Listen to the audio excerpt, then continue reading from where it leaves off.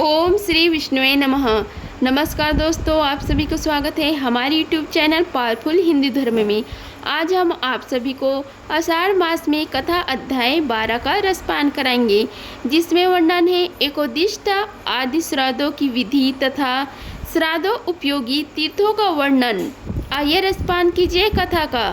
पुलस्त्य कहते हैं कि हे राजन, अब मैं एकोदिष्ट श्राद्ध का वर्णन करूँगा, जिसे पूर्व काल में ब्रह्म जी ने बतलाया था। साथ ही यह भी बताऊंगा कि पिता के मरने पर पुत्रों को किस प्रकार अशौच कर पालन करना चाहिए। ब्राह्मणों में मरण शौच 10 दिन तक रहने की विधि है। क्षत्रियों में 12 दिन, वैश्यों में 15 दिन तथा शूद्रों में 1 महीने तक का विधान है। यह शौच सहपिंड 7 पिंडों तक के प्रत्येक मनुष्य पर लागू होता है। यदि किसी बालक की मृत्यु चूड़ा कारण के पहले हो जाए तो उसका अशौच 1 रात तक कहा गया है। उसके बाद उपनयन के पहले तक 3 रात तक अशौच रहता है। जनन शौच में भी सब वर्णों के लिए यही व्यवस्था है। अस्थि संचयन के बाद अशौच प्रस्थम पुरुष के शरीर का स्पर्श किया जा सकता है। प्रेत के लिए 12 दिनों तक प्रतिदिन पिंडदान करना चाहिए, क्योंकि वह उसके लिए पथेय है, इसलिए उसे पाकर प्रेत को बड़ी प्रसन्नता होती है। 12 के बाद ही प्रेत को यमपुरी ले जाया जाता है, तब तक वह घर पर ही रहता है। अतः 10 रात तक प्रतिदिन उसके लिए आकाश में दूध देना चाहिए। इससे सब प्रकार के दाह की शांति होती है तथा मार्ग के परिश्रम का भी निवारण होता है। दाह के बाद 11वें दिन जबकि सूत का निवृत्त हो जाता है, अपने गोत्र के 11वें ब्राह्मणों को ही बुलाकर भोजन कराना चाहिए और शौच की समाप्ति के दूसरे दिन एकोदिष्ट श्राद्ध करें। इसमें न तो आवाहन होता है न अग्र कारण अग्नि में हवन, विश्व देव का पूजन आदि भी नहीं होता। एक ही पवित्री, एक ही अधर्य और एक ही पिंड देना का विधान है। अघर्य और पिंड आदि देती समय प्रेत का नाम लेकर वो प्रतिष्ठाताम तुम्हें प्राप्त हो ऐसा कहना चाहिए। तत्पश्चात तीर और जल छोड़ देना चाहिए। अपने किए हुए दान का जल ब्राह्मण के हाथ में देने चाहिए तथा विसर्जन के समय भी रम्यताम कहना चाहिए। शेष कार्य अन्य श्राद्धों की भांति जानना चाहिए। उस दिन विधि पूर्वक शयनदान, फल, वस्त्र संवादित कंचन पुरुष की पूजा तथा द्विज दंपति का पूजन भी करना आवश्यक है। एकादश श्राद्ध में कभी भोजन नहीं करना चाहिए। यदि भोजन कर ले तो चंद्रायन व्रत करना उचित है। सुयोग पुत्रों को पिता की भक्ति से प्रेरित होकर सदा ही एकोदिष्ट श्राद्ध करना चाहिए। एकादश दाह के दिन स्रोतसर्ग करे, उत्तम कपिला गौदान कर दे और उसी दिन से आरंभ करके 1 वर्ष तक प्रतिदिन भक्ष्य भोज्य के साथ तिल और जल से भरा हुआ घड़ा दान करना चाहिए। इसी को कुंभदान कहते हैं। तदंतन वर्ष पूरा होने पर सहपिंडीकरण श्राद्ध होना चाहिए।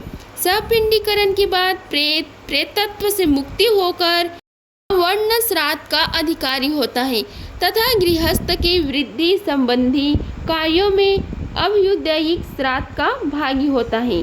सहपिंडीकरण श्राद्ध देव श्राद्ध पूर्वक करना चाहिए, अर्थात उसमें पहले विश्व देवों की फिर पितरों की पूजा होती है। सहपिंडीकरणों में जब पितरों का आह्वान करें तो प्रेत का आसन उससे अलग रखें, फिर चंदन, जल और तिल से युक्त 4 अधर्य पात्र बनावें तथा प्रेत के अधर्य पात्र का जल 3 भागों में विभक्त करके पितरों के अधर्य पात्रों में डालें। इसी प्रकार पिंडदान करने वाला पुरुष 4 पिंड बनाकर ये समाना इत्यादि 2 मंत्रों द्वारा प्रेत के पिंडों को 3 भागों में विभक्त करें और एक भागों को पितरों को 3 पिंडों में मिला दें। इसी विधि से पहले अधर्य को और फिर पिंडों को संकल्प पूर्वक समर्पित करें। तदंतर वह चतुर्थ व्यक्ति अर्थात प्रेत पितरों की श्रेणी में सम्मिलित हो जाता है और अग्निस्वाद आदि पितरों के बीच में बैठकर उत्तम अमृत का भोग करता है। इसलिए सपंडीकरण श्राद्ध के बाद उस प्रेत को पृथक कुछ नहीं दिया जाता, पितरों में ही उसका भाग भी देना चाहिए तथा उन्हीं के पिंडों में स्थित होकर वह अपना भाग ग्रहण करता है। तब से लेकर जब तक संक्रांति और ग्रहण आदि पर्व आवे तब 3 पिंडों का ही श्राद्ध करना चाहिए। केवल मृत्यु तिथि को केवल उसके लिए एकोचिष्ट श्राद्ध करना उचित है। पिता के क्षय के दिन जो एकोदिष्ट नहीं करता वह सदा के लिए पिता का हत्यारा और भाई का विनाश करने वाला माना गया है। क्षय तिथि को एकोदिष्ट न करके पार्व वर्ण श्राद्ध करने वाला मनुष्य नरकगामी होता है। मृत व्यक्ति को जिस प्रकार प्रेत योनि से छुटकारा मिले और उसे स्वर्ग आदि उत्तम लोकों की प्राप्ति हो, इसके लिए विधि पूर्वक आम श्राद्ध करना चाहिए। कच्चे अग्नि से ही अग्रकरणी क्रिया करें और उसी से पिंड भी दे।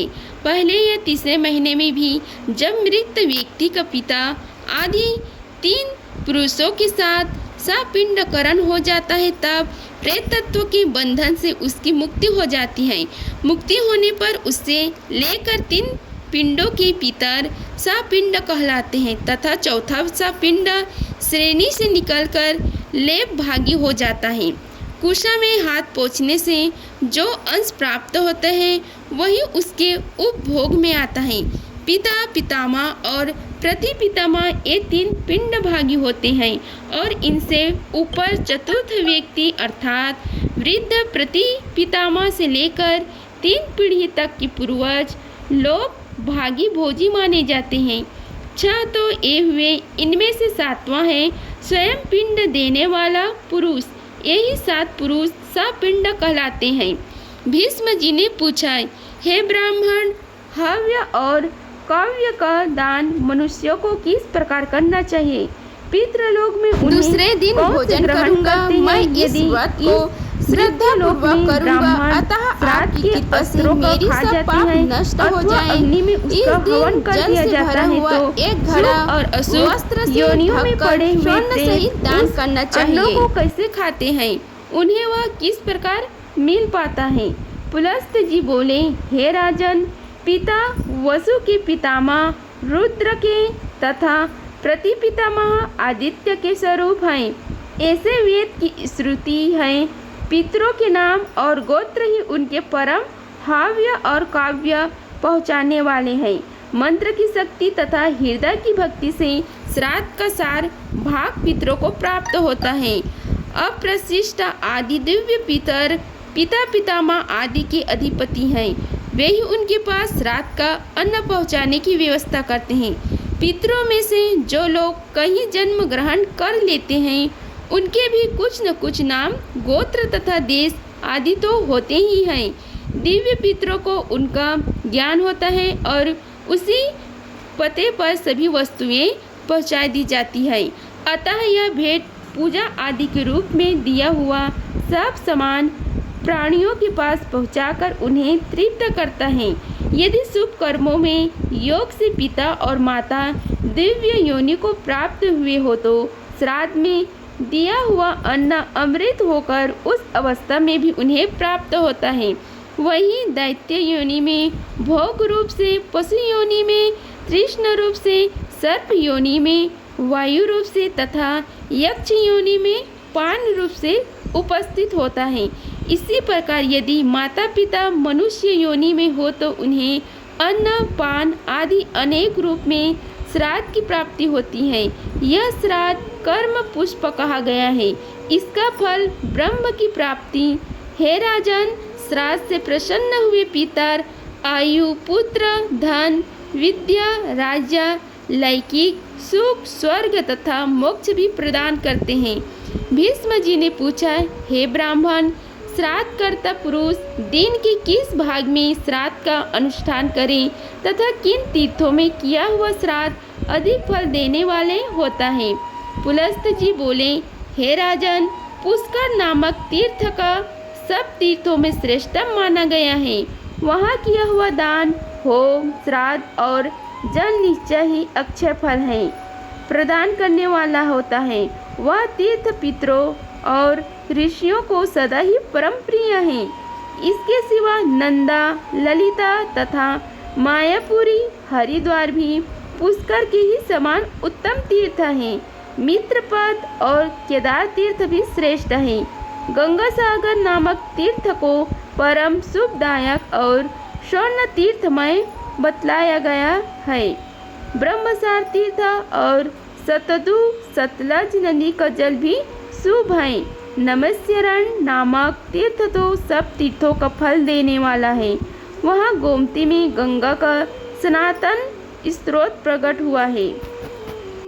नैमिषारण्य में भगवान यज्ञवाराह और देवाधिदेव शूलपाणि विराजित है। जहाँ सेना का दान दिया जाता है, वहाँ महादेव जी की 18 भुजा वाली मूर्ति है। पूर्व काल में जहाँ धर्मचक्र की नेमी जीर्ण छिन्न होकर गिरी थी, वही स्थान नैमिषारण्य के नाम से प्रसिद्ध हुआ। वहाँ सब तीर्थों का निवास है। जो वहाँ जाकर देवाधिदेव वाराह का दर्शन करता है, वह धर्मात्मा पुरुष भगवान श्री नारायण के धाम को जाता है। कोकामुख नामक क्षेत्र भी एक प्रधान तीर्थ है। यह इंद्रलोक का मार्ग है। यह भी ब्रह्म जी के पितृ तीर्थ का दर्शन होता है। वहाँ भगवान ब्रह्म जी पुष्करण्य में विराजमान है। ब्रह्म जी का दर्शन अत्यंत उत्तम एवं मोक्ष रूप फल प्रदान करने वाला है। कृत नामक महान पुष्पमय तीर्थ सब पापों का नाशक है। वहाँ आदि पुरुष नरसिंह स्वरूप भगवान जनार्दन स्वयं ही स्थित है। इच्छुमती नामक तीर्थ पितरों का सदा प्रिय है। गंगा और यमुना के संगम प्रयाग में भी पितर सदा संतुष्ट रहते हैं। कुरुक्षेत्र अत्यंत पूर्णमय तीर्थ है। वहाँ पितर तीर्थ संपूर्ण अभीष्ट फलों को देने वाला है। हे राजन, नीलकंठ नाम से विख्यात तीर्थ भी पितरों का तीर्थ है। इसी प्रकार परम पवित्र भद्रसर तीर्थ, मानसरोवर, मंदाकिनी, अक्षोदा, विपाशा, व्यास नदी, पूर्णा, सलीला, सरस्वती, सर्वमित्रपद, महाफल दायक, वैद्यनाथ, अत्यंत पावन, क्षिप्रा नदी, कालिंजर, गिरि, तीर्थभेद, हरोद्भेद, गर्भभेद, महालय, भद्रेश्वर, विष्णुपद, नर्मदा द्वार तथा गंगा तीर्थ, गया तीर्थ, ये सब पितृ तीर्थ हैं। महर्षियों का कथन है कि इन तीर्थों में पिंडदान करने से समान फल की प्राप्ति होती है। ये स्मरण करने मात्र से लोगों के सारे पाप लेते हैं। फिर जो इनमें पिंडदान करते हैं, उनके तो बात ही क्या है। ओमकार तीर्थ, कावेरी नदी, कपिल का जल, चंडवेग नदी में मिली हुई नदियों के संगम तथा अमरकंटक, ये सब पितृ तीर्थ हैं। अमरकंटक में किए हुए स्नान आदि पूर्ण कार्य कुरुक्षेत्र की अपेक्षा 10 गुना उत्तम फल देने वाले हैं। विश्वयात शुक्र तीर्थ एवं उत्तम सोमेश्वर तीर्थ अत्यंत पवित्र और संपूर्ण व्याधियों को हरने वाले हैं। वहाँ श्राद्ध करने, दान देने तथा होम, स्वाध्याय, जप और निवास करने से अन्य तीर्थों की अपेक्षा कोटि गुना अधिक फल होता है। इनके अतिरिक्त एक कायावरोहण नामक तीर्थ है, जहाँ किसी ब्राह्मण के उत्तम भवन में देवाधिदेव त्रिशूलधारी भगवान शंकर तेजस्वी अवतार हुआ था, इसलिए वह स्थान परम पूर्ण तीर्थ बन गया है। चर्म वर्णवती नदी, शूल, ताप्ती, पायोष्णी संगम, महोषधि, चरण, नाग तीर्थ, प्रवर्तनी, पूर्ण सलीला, महावेग नदी, महासाल तीर्थ, गोमती, वरुणा, अग्नि तीर्थ, भैरव तीर्थ, भृगु तीर्थ, गौरी तीर्थ, विनायक तीर्थ, बागेश्वर तीर्थ, पाप रहित तीर्थ, पावन सलीला, वेदमती, बेतवा नदी, महारुद्र तीर्थ, महाललिग तीर्थ, दशर्णा महानदी, सतरुद्र, सतगा, पित्रा, पदपुर, अगरवाहिका नदी, शोरना, सोन और धरधर घाघरा नाम वाली दो नद, परम पावन कलिका नदी और शुभदायिनी पित्रा नदी, ये समस्त पितृ तीर्थ स्नान और दान के लिए उत्तम माने गए हैं। इन तीर्थों को जो पिंड आदि दिया जाता है वो अत्यंत फल देने वाले माना गया है। सतवटा नदी, ज्वाला, सरदी नदी, श्री कृष्ण तीर्थ, द्वारकापुरी, सरस्वती, मालवती नदी, गिरिकर्णिका, दक्षिण समुद्र के तट पर विद्यमान भूत पाप तीर्थ, गोकर्ण तीर्थ, गजकर्ण तीर्थ, परम उत्तम चक्र नदी, श्रीशैल, शाक तीर्थ, नरसिंह तीर्थ, महेंद्र पर्वत तथा पावन सलीला महानदी, इन सब तीर्थों में किया हुआ श्राद्ध भी सदा अक्षय फल प्रदान करने वाला माना गया है। ये दर्शन मात्र से पूर्ण उत्पन्न करने वाला तथा तत्काल समस्त पापों को हर लेने वाले हैं। पूर्णमयी, तुंगभद्र, चक्ररथी, भीमेश्वर तीर्थ, कृष्णवेणा, कावेरी, अंजना, पावन सलीला गोदावरी, उत्तम त्रिसंध्य तीर्थ और समस्त तीर्थों से नमस्कृत त्र्यंबक तीर्थ, जहाँ भीष्म नाम से प्रसिद्ध भगवान शंकर स्वयं विराजमान है, अत्यंत उत्तम है। इन सब में दिया हुआ दान कोटि गुना अधिक फल देने वाला है। इनके स्मरण मात्र से पापों के सैकड़ों टुकड़े हो जाते हैं।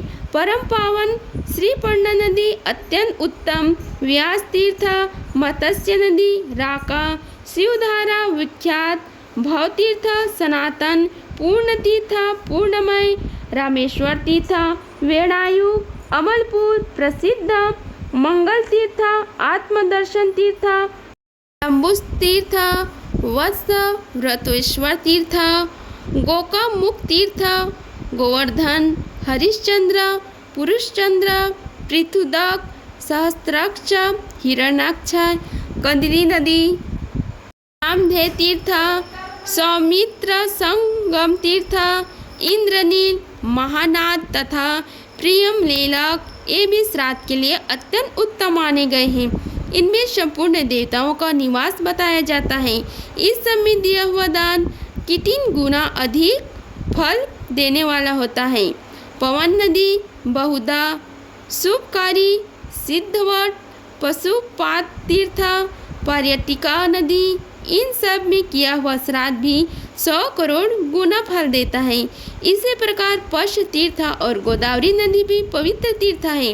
गोदावरी दक्षिण वाहिनी नदी है, उसके तट पर हजारों शिवलिंग है। वही जमादाग्नि तीर्थ और उत्तम यतन तीर्थ है, जहाँ गोदावरी नदी प्रतीक के भय से सदा प्रभावित होती रहती है। इसके सिवा हव्य काव्य नामक तीर्थ भी है। वहाँ किए हुए श्राद्ध, होम और दान 100 करोड़ गुना अधिक फल देने वाले होते हैं। सहस्त्रलिंग और राघेश्वर नामक तीर्थ का महात्म्य भी ऐसे ही है। वहाँ किया हुआ श्राद्ध अनंत गुना फल देता है।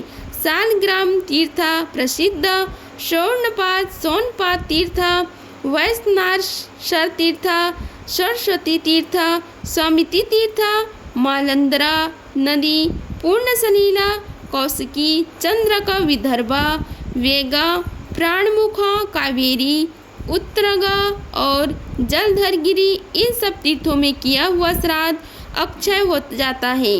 लोहदंड तीर्थ, चित्रकूट, सभी स्थानों में गंगा नदी के दिव्य एवं कल्याणमयी तट, कुंचन नामक, उर्वशी पुल्लन, संसार मोचन और ऋण मोचन तीर्थ, इनमें किया हुआ श्राद्ध अनंत हो जाता है। 28 तीर्थ, गौतमेश्वर तीर्थ, वशिष्ठ तीर्थ, भारत तीर्थ, ब्रह्मव्रत, कुशव्रत, हंस तीर्थ, प्रसिद्ध पिंडकर तीर्थ, शंकोद्वार तीर्थ, भंडेश्वर तीर्थ, बिल्वक तीर्थ, नील पर्वत, सब तीर्थों का राजाधिराज, बद्री तीर्थ, वसुधा तीर्थ, राम तीर्थ, जयंती, विजय तथा शुक्र तीर्थ, इनमें पिंड करने वाला पुरुष परम पद को प्राप्त होता है। मातृगृह तीर्थ, कबीरपुर तथा सब तीर्थों का स्वामी गोदावरी नामक तीर्थ भी अत्यंत पावन है। जिन्हें अत्यंत फल प्राप्त करने वाला इच्छा हो उन पुरुषों को इन तीर्थों में पिंड दान करना चाहिए। मगध देश में कहा गया है कि नाम की पूरी तथा राजगिरह नामक वन पावन तीर्थ है। वहीं चयन मुनि का आश्रम, पुन नदी और राधन तीर्थ, ये सभी पूर्णमय स्थान है। हे राजेंद्र, लोगों में यह किंवदंती प्रचलित है कि एक समय सब मनुष्य यही कहते हुए तीर्थ और मंदिरों में आए थे कि क्या हमारे कुल में कोई ऐसा पुत्र उत्पन्न होगा जो की यात्रा करेगा। जो वहां जाएगा वह 7 पीढ़ियों तक के पूर्वजों को और 7 पीढ़ियों तक की होने वाली संतानों को तार देगा। मातामह आदि के संबंध में भी यही सनातन श्रुति चिरकाल से प्रसिद्ध है। वे कहते हैं, क्या हमारे वंश में एक भी ऐसा पुत्र होगा जो अपने पितरों की हड्डियों को ले जाकर गंगा में डाले, 7-8 तिलों से भी जल आदि दे तथा पुष्करण्य में, नैमिषारण्य में और धर्मरण्य में पहुंचकर भक्तिपूर्वक श्राद्ध एवं पिंड दान करे। गया क्षेत्र के भीतर जो धर्मपृष्ठ, ब्रह्मसार तथा गया शीर्षवट नामक तीर्थों में पितरों को पिंड दान किया जाता है वह अक्षय हो जाता है। जो धर पर श्राद्ध करके गया तीर्थ पर यात्रा करता है वह मार्ग में पैर रखते ही नरक में पड़े हुए पितरों को तुरंत स्वर्ग में पहुंचा देता है। उसके कुल में कोई प्रेत नहीं होता। गया में पिंड दान के प्रभाव से प्रेत तत्व से छुटकारा मिल जाता है। गया में एक मुनि थे जो अपने दोनों हाथों के अग्रभाग में भरा हुआ ताम्र पात्र लेकर आमों की जूड़ में पानी देते थे। इसमें आमों की सिंचाई भी होती थी और उनके पितर भी तृप्त होते थे।